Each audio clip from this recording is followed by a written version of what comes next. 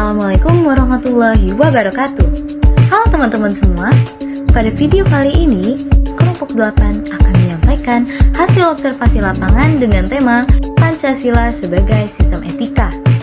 Observasi ini sendiri kami lakukan untuk menambah wawasan teman-teman, serta dilakukan untuk melihat bagaimana nilai-nilai Pancasila ini diterapkan dalam kehidupan sehari-hari masyarakat. Berdasarkan hasil observasi, nilai ketuhanan Yang Maha Esa terlihat dari sikap saling menghormati antar umat beragama. Contohnya tuh seperti gereja katedral dan masjid Istiqlal yang posisinya menghadap satu sama lain di sisi jalan yang sama. Maka dari itu, masyarakat memberikan kebebasan bagi setiap individu untuk menjalankan ibadah sesuai dengan keyakinannya masing-masing. Hal ini menunjukkan bahwa toleransi menjadi bagian dari etika kehidupan bermasyarakat. Nilai kemanusiaan yang adil dan beradab tercermin dari sikap masyarakat yang saling menghargai dan bersikap sopan dalam berinteraksi. Perbedaan pendapat disikapi dengan cara yang baik tanpa adanya kekerasan, sehingga mencerminkan etika kemanusiaan. Di sini ada nilai dari sila ketiga, yaitu Persatuan Indonesia, dapat diimplementasikan melalui kegiatan bersama seperti kerja bakti. Nah, praktik kerja bakti ini tuh memperkuat persatuan, kebersamaan, dan solidaritas warga yang merupakan inti dari sila ketiga, yang bagaimana mengajarkan kita untuk rela berkorban, menempatkan kepentingan bersama di atas pribadi, dan menjadi ciri khas kepribadian bangsa Indonesia yang beragam namun bersatu. Selanjutnya sila keempat, yaitu kerakyatan yang dipimpin oleh hikmat kebijaksanaan dalam permusyawaratan perwakilan yang diimplementasikan dalam kehidupan sehari-hari. Yaitu dalam pengambilan keputusan, masyarakat lebih memilih musyawarah untuk mencapai mufakat. Setiap pendapat didengarkan dan dihargai, yang menunjukkan penerapan nilai demokrasi dan kebijaksanaan. Nilai keadilan sosial bagi seluruh rakyat Indonesia dapat dilihat dari kegiatan pembagian bantuan atau donasi. Bantuan diberikan secara merata dan tepat sasaran kepada masyarakat yang membutuhkan tanpa membedakan latar belakang. Hal ini menunjukkan adanya kepedulian sosial serta upaya menciptakan keadilan dalam kehidupan bermasyarakat sesuai dengan nilai Pancasila. Sebelumnya sudah disebutkan definisi dari Pancasila sebagai sistem etika sendiri berdasarkan nilai-nilai Pancasila dari 1 sampai 5. Selanjutnya, kami akan membahas satu studi kasus mengenai banjir di Sumatera yang berkaitan dengan sistem etika dari Pancasila ini sendiri.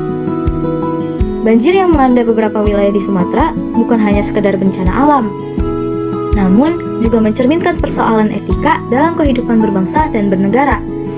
Dalam konteks ini, Pancasila sebagai sistem etika berfungsi sebagai pedoman moral untuk menilai perilaku individu, masyarakat, maupun pemerintah.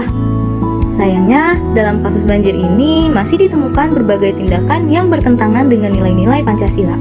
Sila pertama yaitu ketuhanan Yang Maha Esa, yang menekankan nilai moral, tanggung jawab, dan kesadaran manusia sebagai makhluk ciptaan Tuhan. Namun, dalam kasus banjir di Sumatera, terjadi pelanggaran etika berupa eksploitasi alam secara berlebihan, seperti pembalakan liar dan ahli fungsi lahan tanpa mempertimbangkan keseimbangan lingkungan. Tindakan merusak alam menunjukkan kurangnya rasa tanggung jawab moral terhadap ciptaan Tuhan, sehingga bertentangan dengan nilai etis dalam sila ketuhanan Yang Maha Esa. Sila kedua yaitu kemanusiaan yang adil dan beradab, yang menuntut adanya kepedulian dan empati terhadap sesama manusia.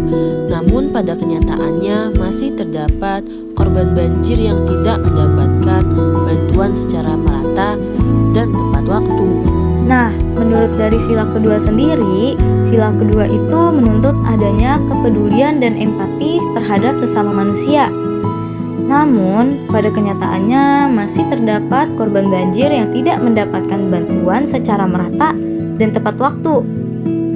Dari ketidakadilan dalam distribusi bantuan dan pengabaian terhadap penderitaan korban, hal ini merupakan bentuk pelanggaran terhadap kemanusiaan dan keadaban karena mengabaikan hak dasar manusia untuk hidup hidup layak dan aman.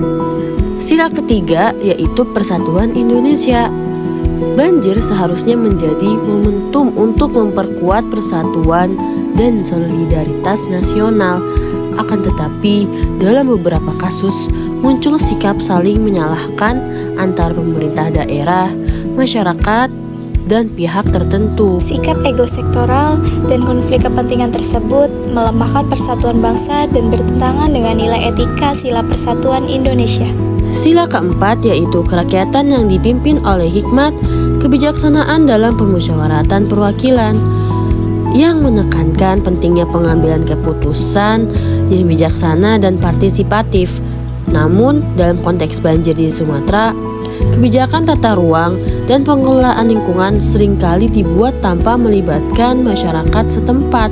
Pengambilan keputusan yang tidak transparan dan mengabaikan aspirasi rakyat merupakan pelanggaran etika demokrasi yang bertentangan dengan nilai sila keempat. Sila kelima, yaitu keadilan sosial bagi seluruh rakyat Indonesia, yang menuntut terwujudnya keadilan sosial bagi seluruh rakyat. Namun, dampak banjir justru lebih berat dirasakan oleh masyarakat kecil. Sementara pihak-pihak yang berkontribusi terhadap kerusakan lingkungan seringkali luput dari pertanggungjawaban. Ketimpangan dampak dan lemahnya penegakan hukum menunjukkan tidak tercapainya keadilan sosial, sehingga merupakan pelanggaran terhadap etika Pancasila. Nah, dari kasus banjir di Sumatera, ini menunjukkan bahwa pelanggaran terhadap Pancasila nggak selalu berbentuk tindakan politik, tetapi juga pelanggaran terhadap etika dalam kehidupan sehari-hari. Oleh karenanya, pengamalan Pancasila sebagai sistem etika harus diwujudkan melalui kepedulian terhadap lingkungan, keadilan sosial, dan tanggung jawab bersama agar bencana serupa tidak terus terulang. Sekian penjelasan dari kami mengenai Pancasila sebagai sistem etika. Kurang lebihnya mohon maaf. Terima kasih. Wassalamualaikum warahmatullahi wabarakatuh.